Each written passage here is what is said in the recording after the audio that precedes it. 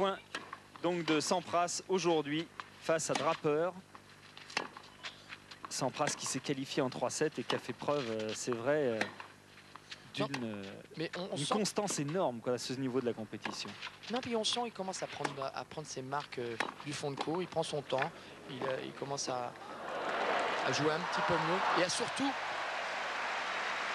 surtout une chose on l'avait très peu vu ces derniers temps, c'est qu'il commence à glisser sur la terre battue. Il avait énormément de mal pour pouvoir ajuster ses coups et surtout ajuster son jeu de jambes. Et là, depuis maintenant 2 matchs, il joue quand même beaucoup mieux. Il ne rate pas du fond du cours et c'est vraiment à regarder, c'est merveilleux.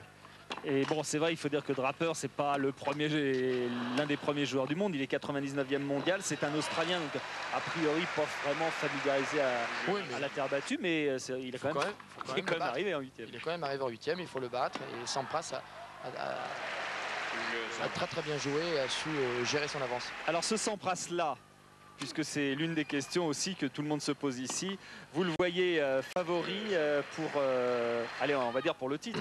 Non, vraiment, le match test déjà va être contre Jim Courier quand il va jouer sa quart de finale après-demain. Ça va être un match très important parce qu'il joue vraiment le joueur typique de terre battue qui ne rate rien et surtout qui va le bousculer. On va voir, j'espère qu'on verra un Sampras enfin faire beaucoup plus service volé.